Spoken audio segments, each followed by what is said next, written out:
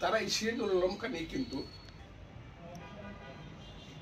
তোমাদের বয়স না, তোমাদের ছোট বয়স এসে যে তুমি 21 বছর আগে হল শাখার প্রেসিডেন্ট হয়েছে একটা ইউনিভার্সিটি, ঢাকা ইউনিভার্সিটি হল শাখা।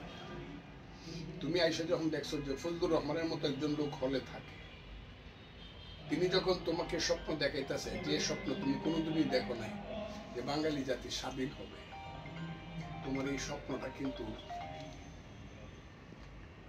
এই দেশে ছাত্রলীগের মুখে ভাষা দিছে, তুমি কে আমি কে বাঙালি। আর আমার সবচেয়ে সৌভাগ্য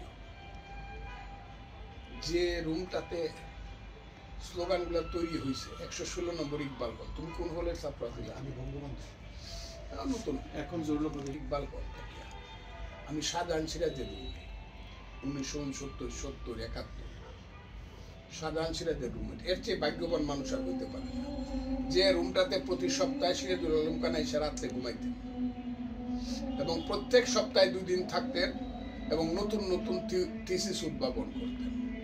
ছেলেদেরকে নতুন নতুন শিক্ষা দিয়েছেন, অনামিকার আঙ্গুলের রক্ত কাইটে ছেলেদেরকে বিএলএফ বানাইতেন। মুক্তিযুদ্ধের আগে তো 8000-এর উপরে বিএলএফ ছিল। মুক্তিযুদ্ধের আগে 71 সনের 25শে মার্চের আগে 8000-এর উপরে বিএলএফ ছিল। বেঙ্গলিদের মুজিব বাহিনী বলা হয়। সব হলো সিরাজুল আলম খান বানাইছে হাতের আঙ্গুলের রক্ত কাটতে।